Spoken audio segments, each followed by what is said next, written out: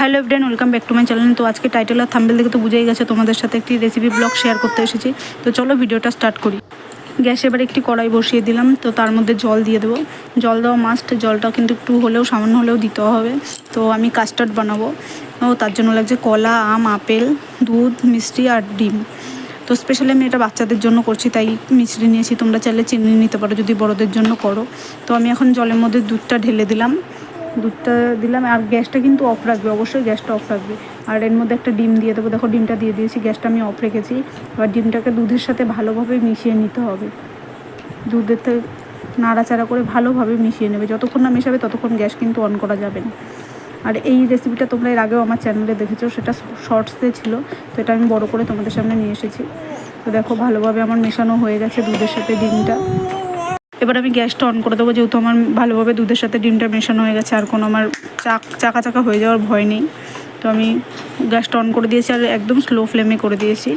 এখন স্লো ফ্লেমেই থাকবে, পরে বাড়িয়ে দেবো। তো এখন আমি 3টে এলাচ দিয়ে দিচ্ছি ফ্লেভারের জন্য। তোমরা চাইলে ভ্যানিলা এসেন্সও দিয়ে দিতে পারো। তো যেহেতু আমি বাচ্চার জন্য বানাচ্ছি, তাই আমি এলাচটাই দিলাম। তো আবার ভালোভাবে নেড়েচেড়ে নিতে হবে। এটা রেখে কোথাও যাওয়া যাবে না, এটাকে নেড়েচেড়েই যেতে হবে। তো এবার মিষ্টি দিয়ে দিচ্ছি মিষ্টির জন্য।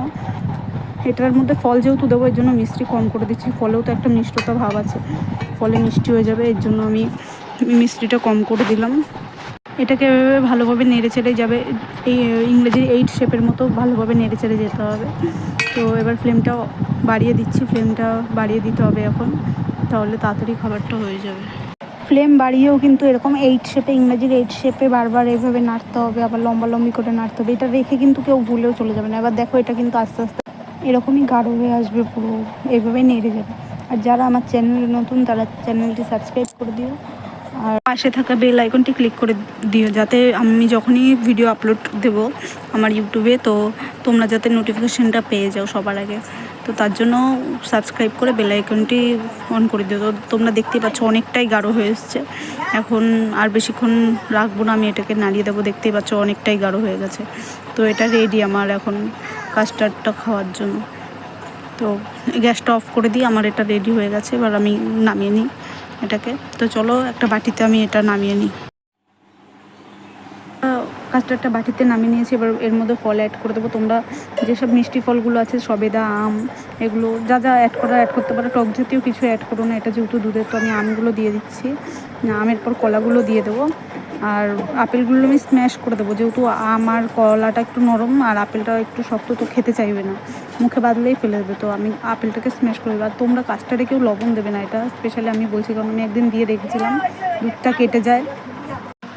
স্ম্যাশ করে নিয়েছি, এবার এটা কাস্টার্ডের মধ্যে দিয়ে দেবো। দেখো স্ম্যাশ করে কীরকম লাল লাল দেখতে হয়ে গেছে। এবার এটা মিশিয়ে নেবো।